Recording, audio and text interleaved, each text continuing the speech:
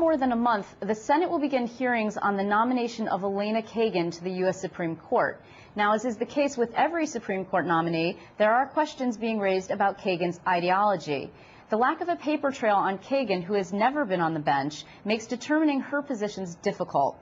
But an opinion she wrote during the Clinton administration has raised concerns about her position on one controversial issue, abortion rights. And now Western New York Congresswoman Louise Slaughter, who is the co-chair of the House Pro-Choice Caucus, is calling Kagan's record, quote, troubling. Today, Slaughter's statements were supported by the New York chapter of the National Organization for Women, and their president, Marcia Pappas, joins us by phone this evening. Marcia, how are you? I'm good. Thank you for having me on tonight. Thanks for being here.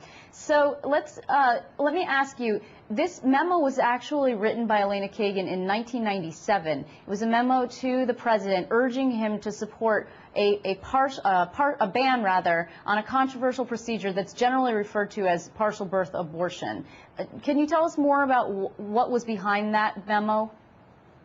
Well, basically, what's behind it is people giving cover to politicians, and their willingness to compromise on these issues that we're not willing to compromise on.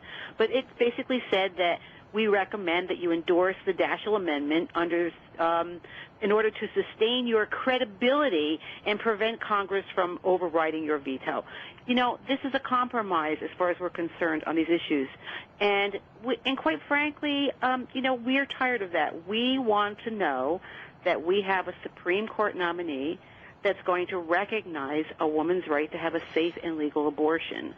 So we're very happy that Congresswoman Slaughter has come out very strongly to say, you know, we need to know what Kagan's position is, and she's urging the Senate to question her on these very important issues that are going to affect a woman's health or a woman's life. Now, as you mentioned, actually in that memo, it was a very political memo. It was, in fact, also to give cover, as you mentioned. So what you're seeking now and what the Congresswoman is seeking is, quote, tough questions. What does that mean? You're trying to figure out, suss out, if you will, where this nominee is personally and how she might rule going forward because of the concern that advocates have regarding the erosion of Roe. Is that right? Yes, I think what you're asking us what questions we would like to have asked of Ms. Kagan, and the questions that we believe need to be asked are around her philosophy regarding the right to privacy and how it pertains to a very long established precedent of abortion rights. Does she believe that that right to privacy extends to abortion rights?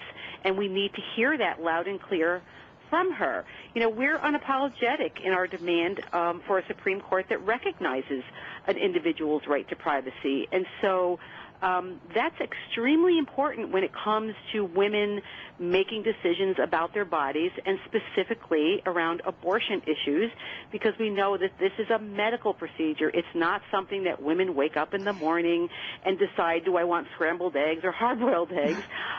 You know, it's a very important decision that affects their lives and the lives of their families. Right.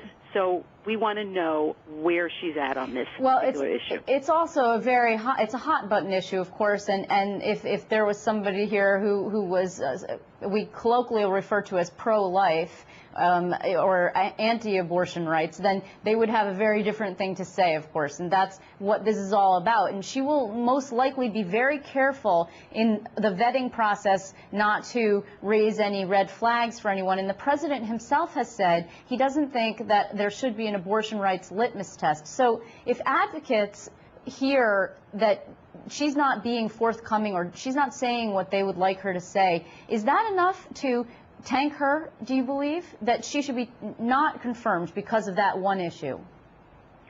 Well, you know, you mentioned the litmus test, and the litmus test really is the right to privacy. Does she believe in that? And, of course, we extend that to abortion rights. Having said that, would we as an organization not advocate for her confirmation? You know, that's something that we have to come back to the table about. It's not something that I can answer for you tonight because, obviously, you know, I'll be conferring with the leaders of our national office in Washington, D.C., and I think it will be based on, you know, the entire interview, all of the questioning that happens during the process, So it's a wait-and-see situation. But as an organization, we believe that we have to start pushing right now and letting people know that this is very important to us. Marcia, I really appreciate your time. I know that you are not even in New York, so thanks very much for joining us by phone this evening. Thank you.